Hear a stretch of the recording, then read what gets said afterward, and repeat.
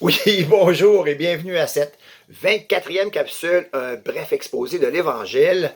Mon nom, c'est Richard Bilodeau, de la province de Québec, Canada. Je dis cela parce que c'est souvent demandé. Qui suis-je? Et dans ma dernière capsule, comme d'habitude, je vais faire un résumé. Dans ma dernière capsule, Dieu nous annonce cet incroyable cadeau qu'il veut nous faire naître encore une autre fois. Naître de nouveau dans les termes de Jésus. J'avais mis en lumière que pour passer de l'inexistence à l'existence, il me fallait un géniteur humain. C'est mon père. De la même manière, pour devenir un enfant de Dieu, il faut un géniteur divin et une semence divine. Pierre parle Jacques, lorsqu'il parle de cela, au chapitre 1, de 1 à 16, veut que nous comprenions à qui il s'adresse quand il va faire les reproches qui vont suivre, qu'il parle véritablement à ceux qui ont reçu ce cadeau incroyable de naître de nouveau. Il dit, frères bien-aimés, il dit, c'est ceux qui ont été engendrés par le Père des Lumières, chez qui il n'y a pas de changement, d'ombre, de variation, ni de qui découlent les grâces excellentes et dons parfaits. Il nous a engendrés selon sa volonté. N'oubliez pas la volonté de mon Père, de Jésus, c'est que vous discerniez, croyez qui je suis, et selon la parole de la vérité. Je prenais cette expérience, je la mettais à la lumière de ce que Pierre dit, puisque Pierre dit que la parole de la vérité, c'est la parole de l'Évangile, c'est une semence, comme Jésus va dire lui-même dans Luc, concernant la parabole du semeur.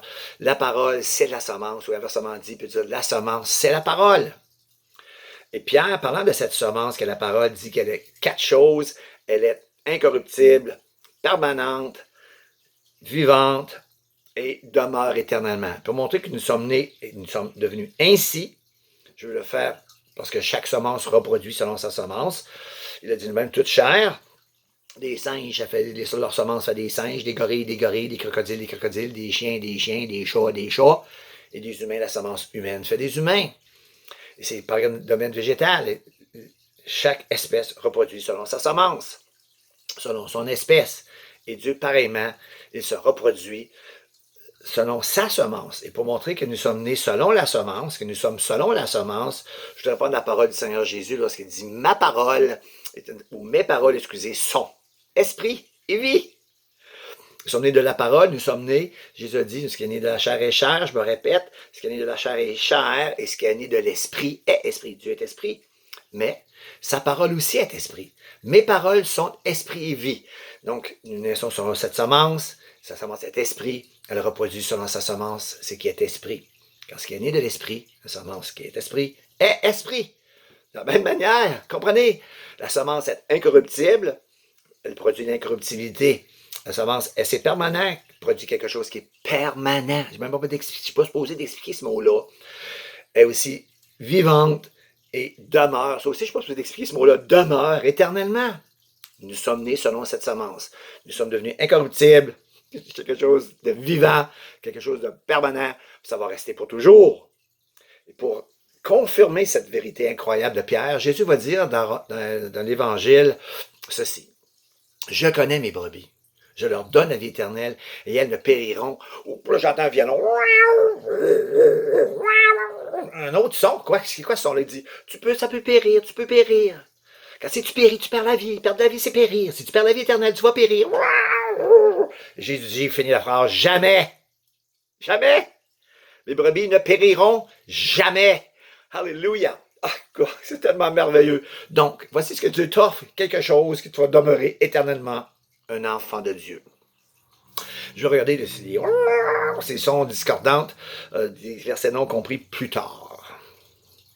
Et Dieu et Jacques, s'adressant à ces personnes, les nomme au chapitre 2 en continuant son épître.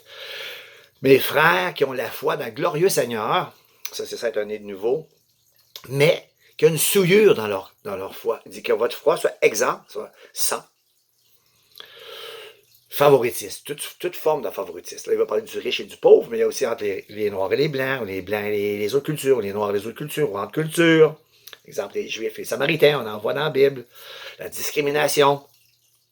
Et ce que Jacques va introduire, l'orgueil. Il fait partie de ce que c'est être un pratiquant de la transgression de la loi.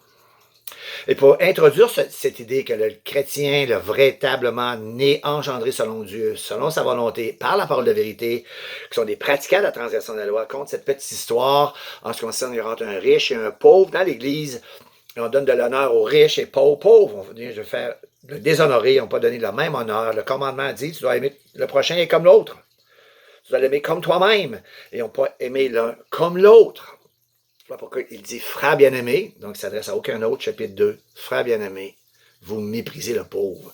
Puis il dit, si vous faites ça, et vous le faites, vous êtes déclaré transgresseur de la loi, vous commettez un péché, le mot commettre écrit au présent continu, je l'ai découvert aussi personnellement, même si tous les commentateurs disaient, ou presque disaient, c'est the continuous present tense, le temps actuel au continu. C'est le mot hamartia qui m'a convaincu pour dire ce qu'eux disent dire et croire cela. Donc je découvre, c'est le mot ergazomai, hamartia. Vous travaillez, hermogozai veut dire tu travailles ce péché.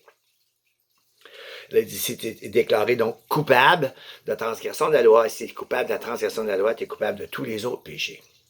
Donc, la réponse était à la question, est-ce que le né nouveau pratique la transgression de la loi? C'est facile à conclure, la vérité, c'est oui. Juste mettre en évidence que Jean,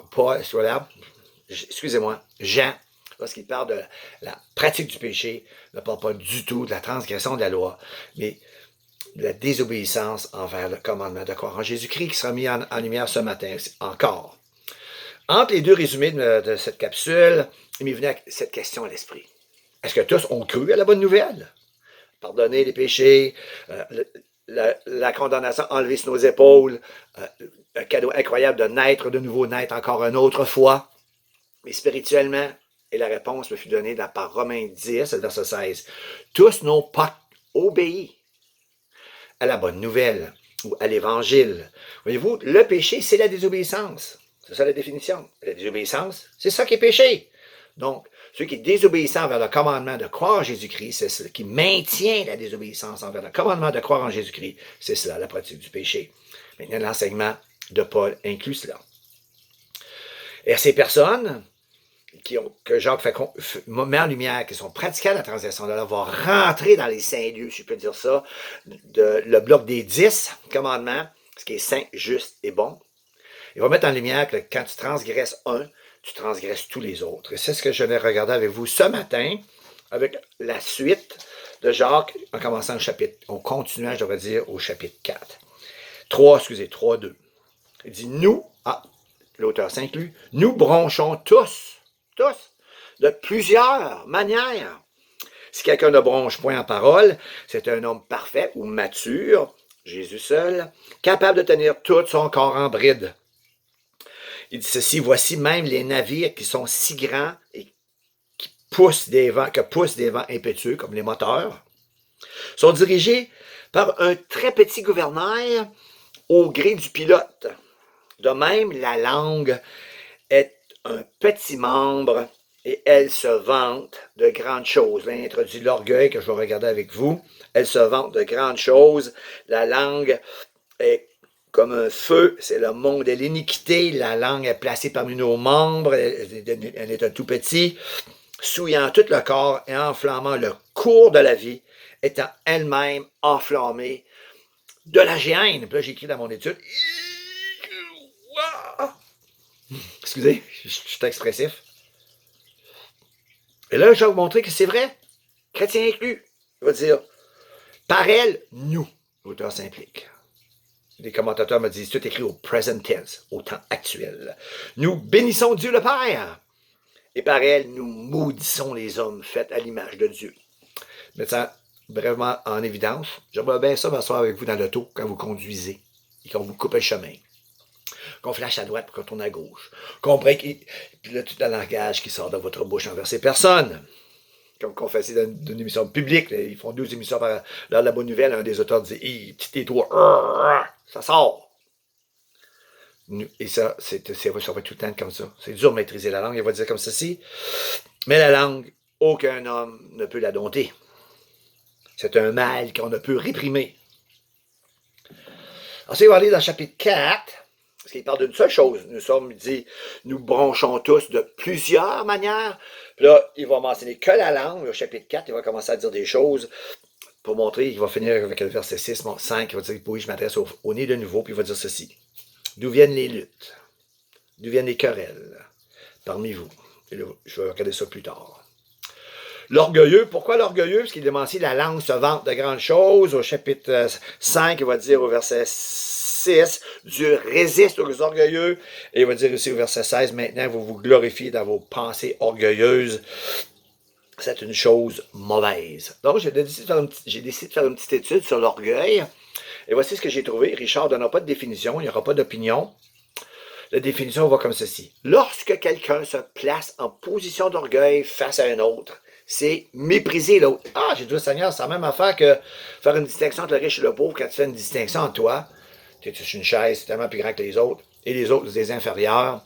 Tu viens de faire une distinction, tu es coupable de transgresser la loi. Mais c'est une attitude, quelque chose qui est toujours présent.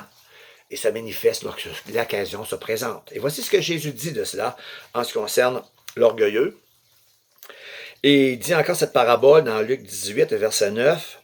En vue de certaines personnes qui se persuadaient, mais ils se parlent à eux-mêmes, qui se convainquent, ils se persuadaient elles-mêmes qu'elles étaient justes. Ils ne faisaient aucun cas des autres. C'est comme il dit. Il est tellement grand que les autres ne s'en mettent de rien. Et donc, je veux mettre en lumière ce que Jacques dit. Non seulement il est le pratiquant, mais il pratique la transgression des 10 autres commandements. Quand tu transgresses le deuxième commandement, comme faire une distinction entre le riche et le pauvre, en parlant de l'orgueilleux, c'est transgresser le deuxième commandement, tu méprises l'autre. Quand tu méprises l'autre, tu es coupable du premier. Jacques dit, comment peux-tu dire tu aimes Dieu quand tu manques d'amour pour ton prochain, pour ton frère? 3, dans cette parabole, l'orgueilleux, c'est quelqu'un qui, il est écrit au 9e commandement, tu ne rentreras point de faux témoignage. Quelqu'un qui se persuade lui-même qu'il est plus grand que les autres. Il s'aveugle lui-même. Le commandement dit, hey, Dieu a fait toutes les choses, je suis d'accord, Calvin, que nous sommes tous semblables les uns aux autres. Puis quand tu renverses ça, tu te penses plus grand, tu renverses l'ordre dans lequel Dieu a mis les choses, et tu deviens donc pratiquant, parce que c'est une attitude de la transgression de la loi, de transgresser le deuxième commandement. Mais tu te mens toi-même pour dire que tu es plus grand que les autres, et tu mens aux autres. Tu te fais croire, quand je vais te dire, là, descends de ta chaise, on est tous semblables les uns aux autres. Je parle des chrétiens, les non-chrétiens aussi. 4, nous sommes des meurtriers, les orgueilleux. Il est écrit comme ceci, dans Proverbe 13, verset 10, c'est seulement, et c'est un grand mot, c'est juste ça.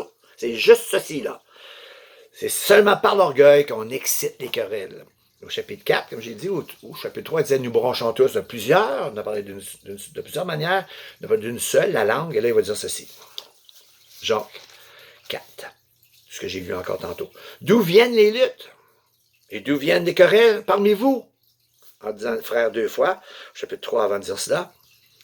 Il dit, vous êtes des meurtriers. Ouais, pourtant, Paul parle de cela dans Corinthiens 3, les bébés en Christ, donc ils sont dans la lumière, Christ est la lumière, et ils ont des querelles. Donc, il parle aux frères ici, ils ont des querelles, et Jacques les appelle des meurtriers. Pourquoi? Bien souvent, dans la querelle, voici ce qui se passe. Jésus a dit dans, premièrement, parce que simplement, je vais dire, Jean l'a dit lui-même, t'es meurtrier. Tu n'aimes pas ton frère, t'es un meurtrier. Mais Jésus va dire de manière plus souple, il va dire comme ceci, mais la même réprimande, il va dire, vous avez entendu dire, le commandement, tu ne commettras point de meurtre. Il dit ceci dans le sermon de la montagne, tu ne commettras point de meurtre. Mais moi, je vous dis, si vous mettez en colère contre votre frère, vous méritez d'être traîné devant les juges aussi. Là, il va suivre, si tu traites ton frère de raca, c'est-à-dire d'imbécile, niaiseux, stupide, tu mérites la géhenne. Donc, l'orgueilleux est aussi un meurtrier. Il provoque les querelles par son attitude et par contre la querelle exprime la haine, du mépris, et ça, c'est transgresser la loi. Je vais mettre en lumière aussi qu'il est adultère. Il transgresse un commandement, tu es coupable de tous les commandements. Au verset 4, il va dire, vous demandez et vous ne recevez pas parce que vous demandez mal dans le but de satisfaire vos passions. Excusez, adultère que vous êtes. Verset 5. Verset 6, je m'adresse encore qu'au nez de nouveau. Même s'il y a des gens qui viennent entendre l'Évangile, qu'il y a des gens dans l'Église qui se pensent sauvés et qui ne sont pas. On va dire, croyez-vous que l'Écriture parle en vain? C'est avec jalousie que Dieu chérit l'Esprit, qu'il a fait habiter en nous.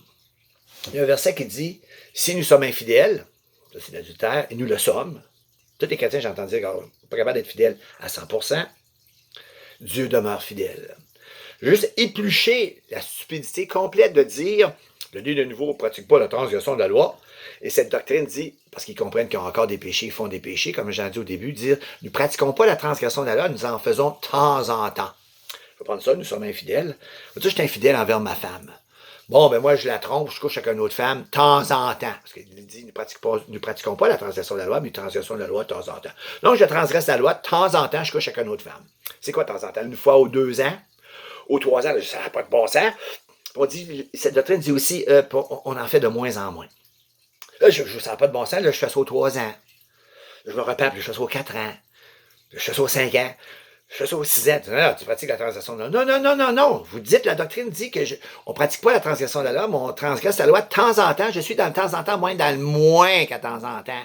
Mais tu pratiques la transgression de la loi. Pourquoi? Tu fais l'adultère encore, et encore, et encore, et encore. Tu es pratiquant la transgression de la loi. La Bible dit, oh, je ne pratique pas la transgression de la loi, je transgresse la loi de temps en temps. Je tue. Ah, de temps en temps. Une fois 3-4 ans, ou 4-5 ans. Tu es un tueur en série. Qu'en est-il? Jésus dit, tu mérites d'être puni par les juges. Juste le fait que tu te mets en colère contre ton frère. Juste le fait que tu traites ton frère de raca. Et la liste est longue, en ce qui concerne l'orgueilleux. Tous sont-ils orgueilleux? Oui. Tu es orgueilleux d'avant de venir au Seigneur. Puis là, tu viens au Seigneur, puis tu t'en par ça, c'est encore là, cette affaire-là. Comme dit cette sœur cet été, elle dit, Richard, je suis sauvé, et je suis encore orgueilleuse. Parce que je connais le Seigneur, parce que je suis né de nouveau, que le Seigneur m'a montré cela. Et lorsqu'elle m'a défini orgueilleuse, elle m'a dit, je m'élève en pliant sa tête des autres.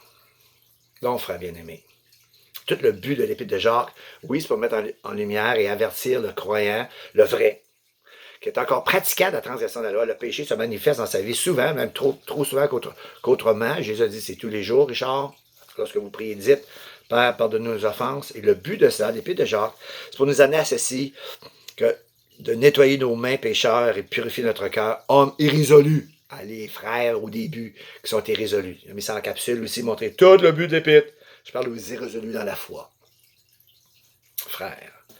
Donc, à la prochaine capsule, on va voir maintenant si Dieu met en pratique ce qu'il dit. Il ne traite pas du diable, les nés de nouveau qui sont pratiquants de la transgression de la loi dans l'Ancien Testament. Soyez bénis. Jusqu'à la prochaine capsule. Amen.